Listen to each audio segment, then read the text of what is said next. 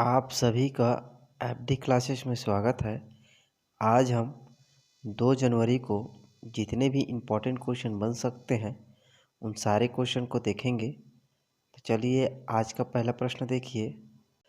राज्य सरकार ने जल जीवन मिशन के तहत इस साल के अंत तक प्रदेश में कितने फीसदी घरों में ही नल कनेक्शन पहुंचाया जा सका है? तो इनका सही आंसर है 34% घरों में ही नल जल कनेक्शन पहुंचाया जा चुका है।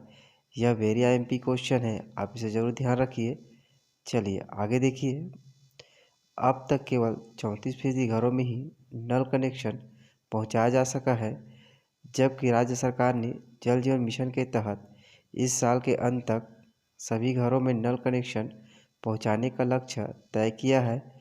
प्रदेश में अब तक 16 लाख से ज़्यादा ग्रामीण परिवारों के घरों में नल कनेक्शन जोड़ा जा सका है, जबकि 2023 के अंत तक प्रदेश के सभी 45,48,000 ग्रामीण परिवारों को उनके घर में मुफ्त नल कनेक्शन देकर शुद्ध जल पहुंचाना है। इसे भी ध्यान देंगे। 45,48,000 घरों में नल कनेक्शन मुफ्त उपलब्ध कराना है। चलिए अगला प्रश्न देखिए। हाल ही में किसने छठी बार इजराइल के प्रधानमंत्री के रूप में शपथ ली है? तो इनका सही आंसर होगा नेतन्याहू ने इजराइल के छठी बार प्रधानमंत्री के रूप में शपथ ली है।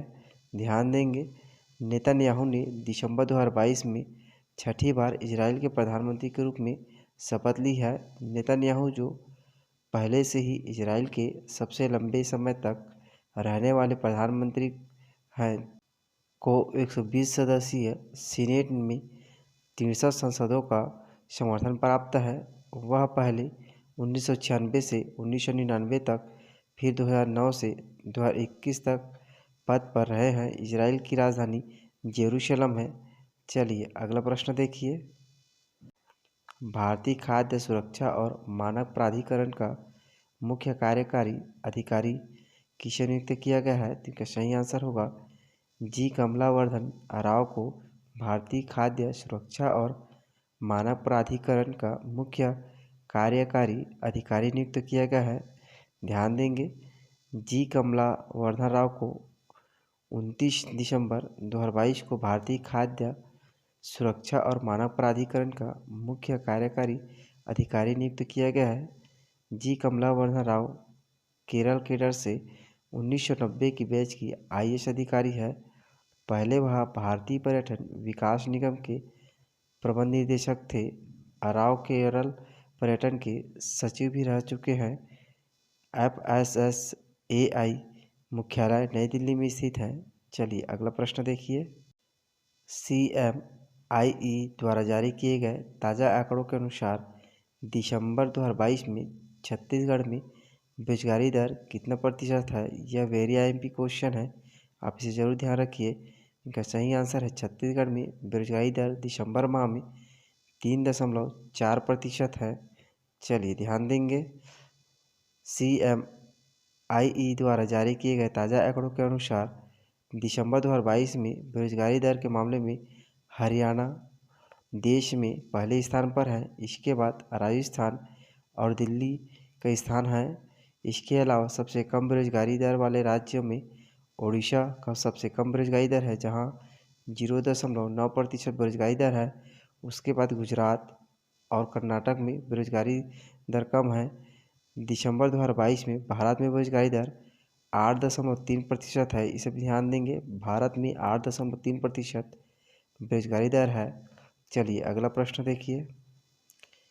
विश्व रैपिड शतरंज चैंपियनशिप 2022 में मैग्नस कार्लसन ने कौन सा पदक जीत हासिल किया है? तो इसका सही आंसर होगा स्वर्ण पदक जीत हासिल किया है मैग्नस कार्लसन ने। चलिए ध्यान देंगे, विश्व रैपिड शतरंज चैंपियनशिप दिसंबर 2022 में अल्माटी में समाप्त हुई।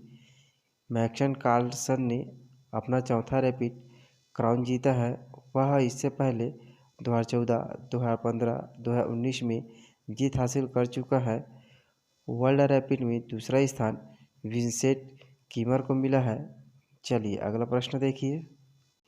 हाल ही में नेहरू का भारत.com वेबसाइट का लोकार्पण किसके द्वारा किया गया है? तो इनका सही आंसर है मुख्यमंत्री भूपेश बघेल द्वारा नेहरू का भारत.com वेबसाइट का लोकार्पण किया है।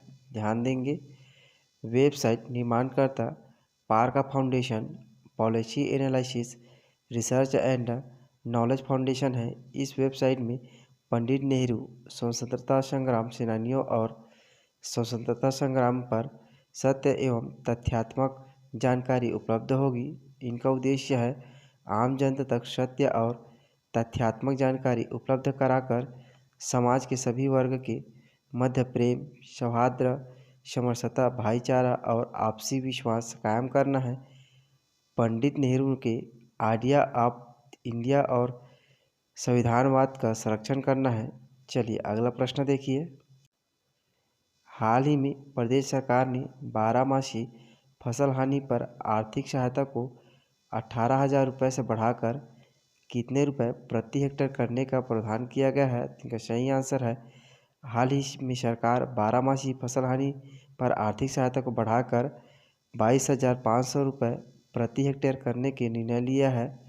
चलिए ध्यान देंगे, प्राकृतिक आपदा के विरुद्ध प्रभावित व्यक्तियों को दी जाने वाली आर्थिक सहायता की राशि में बढ़ोतरी किया गया है। सामान्य क्षेत्र में मकान की क्षतिपूर्ति पर 1,20,000 रुपये तथा पहाड़ी क्षेत्र में 1,30,000 रुपये की सहायता का प्रावधान किया गया है।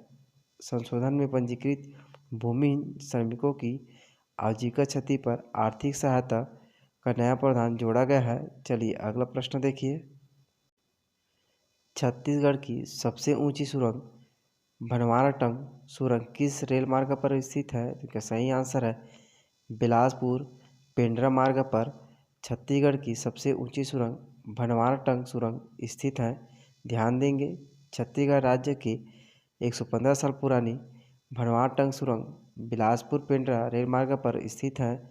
रायपुर से कटनी यानी उत्तर भारत जाने वाली ट्रेनों के सबसे पुराने रूट पर बिलासपुर से पेंड्रा के बीच ऊंची पहाड़ियां और बेहद घने जंगल हैं। इस रेलवे ट्रैक पर भनवाराटंग स्टेशन से करीब 5 किमी दूर टाउन लाइन पर 115 साल पहले बनाई गई बेहद महत्वपूर्ण और प्रदेश के सबसे ऊंचाई पर बनी 131 मीटर लंबी सुरंग अब दरकने लगी है, मतलब खराब होने लगी है। चलिए अगला प्रश्न देखिए। आपके लिए आज का प्रश्न है, पिछले वीडियो में हमने आपसे प्रश्न पूछा था कि छत्तीसगढ़ के धमतरी विकासखंड के धान की नगरी दुबराज किस्म को जीआई टैग कब दिया गया है? इनका सही आंसर है 29 नवंबर 2021 को नगरी दुबराज को जीआई टैग प्रदान किया गया है। अब आपके लिए आज का प्रश्न है, उसे भी देख लीजिए। प्रदेश में फोर्टिफाइड राइस को पायलट प्रोजेक्ट के तौर पर इसका वितरण किस जिले से प्रारंभ किया गया है? तो इसका सही आंसर आप कमेंट बॉक्स में ज़रूर दीजिए। चलिए मिलते हैं अगले वीडियो में। जय हिंद, जय छत्तीसगढ़।